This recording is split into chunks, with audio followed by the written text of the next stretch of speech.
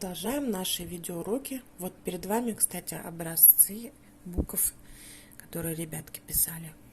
Вот. Они такие разные бывают. Но заметьте, с наклоном, как правило, больших проблем я не часто встречала. Честно говоря, я точно даже не встречала. Просто слышала, что может быть. Одна ученица обращалась ко мне за помощью, когда я школьным психологом уже работала. Итак, сейчас на повестке буковка H. Вот стрелочка идет сверху вниз, и стрелочка идет слева направо. В общем-то, все выглядит довольно просто. Начнем. Эта палочка, как правило, в тетради имеет высоту 2 клеток, а это похоже на нашу букву П, письменную, строчную. Так, посмотрим, как это будет на клетке. Высота 2 клеток сверху вниз и где-то чуть шире, чем центр. Я я имею в виду сейчас вот эту ширину клеточки, да, чуть-чуть правее, чем центр. Для ширины взять. Тогда будет выглядеть аккуратно, не слишком широкая, да, вот если слишком широкая, когда вот ширина целой клетки, и не слишком будет узкой. Вот, не доходя до центра, узковато выглядит.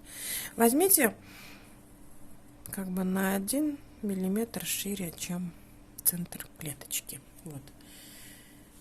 Вот. Итак, как обычно, первая задача – это выполнение направления стрелок. Стрелки у нас первая идет сверху вниз, вертикальная палочка, и вторая стрелка слева направо, полукруг и вниз. Вот буква H готова. Вот, закрепим. Вот все. Ребенку мы подчеркиваем эту букву, потому что стрелки он выполнил правильно. Чтобы в этом убедиться, нужно наблюдать, как он выполняет эту букву. Потому что, я напоминаю, вот некоторые дети вот так имеют тенденцию вот так писать. Вот так можно написать. Все равно вот одна палочка туда по стрелке, другая не по стрелке. Нельзя такое засчитывать. Надо засчитывать полностью, чтобы стрелки совпадали с образцом. Теперь второй уровень сложности. Мы смотрим, чтобы еще и задевали в нужных местах строчки. Вот здесь, сверху вниз до строчки, да, не выходя, или довести, если есть тенденция не доводить. Слева направо тоже довести до строчки, и здесь довести до строчки. Вот контрольные наши точки. 1, 2, 3. Мы их наблюдаем, если они совпали. Второй уровень сложности тоже. Вот все, ты справился. Справилась. Подчеркиваем. То, что мне понравилось, я подчеркиваю. Значит, буква удалась. Среди прочих букв встречаются удачные. Может только одна попасться. Все равно мы их подчеркиваем, да? Образец привожу так вот условно. Вот, я подчеркиваю эту букву, потому что мне понравилось. Она выполняет условие 1 и условие 2. Молодчина. Здесь у нас письменная буковка I. Здесь довольно просто. От начала строчки мы идем вниз и слегка вправо. Сверху ставим точку. Точку ставим выше этой строчки, не на ней, а чуть повыше, иначе ее просто видно не будет. Итак, сверху вниз палочка. Вот этот образец мы тоже давайте используем сначала. Точка. Как бы в воздухе, да, не на строчке, а над строчкой. Первый уровень стрелки выполнили. Буковка мне твоя понравилась, я ее подчеркиваю.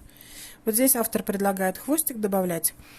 Не знаю, сколько пишу, я пишу всегда без хвостика. Но если учитель ваш требует, делайте его. Если это не требуется, мне кажется, без него можно обойтись.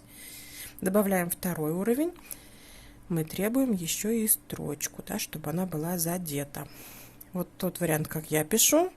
Или тот вариант, как в данном учебнике требуется.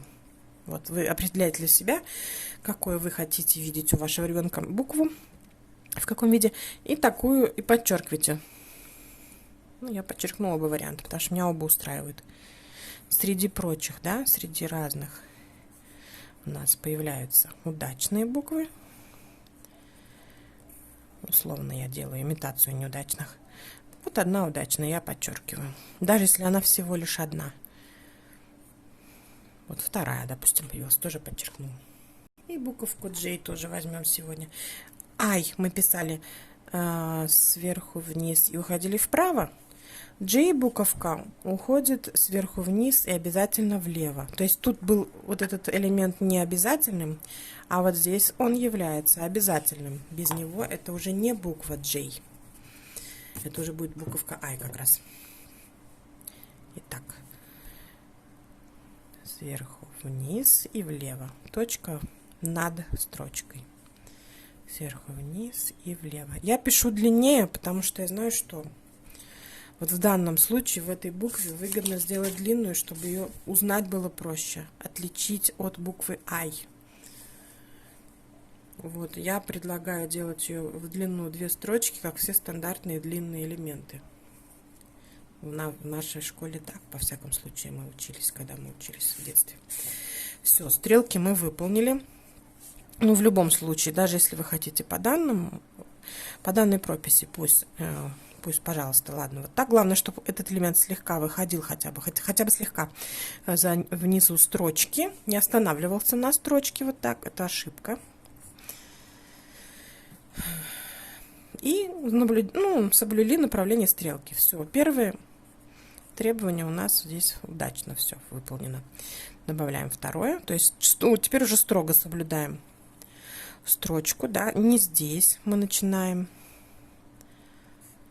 не здесь мы начинаем, да, мы начинаем обязательно вот здесь.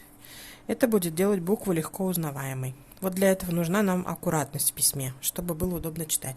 Итак, из всего этого я подчеркиваю в данном случае вот это и вот это. Значит, они удались.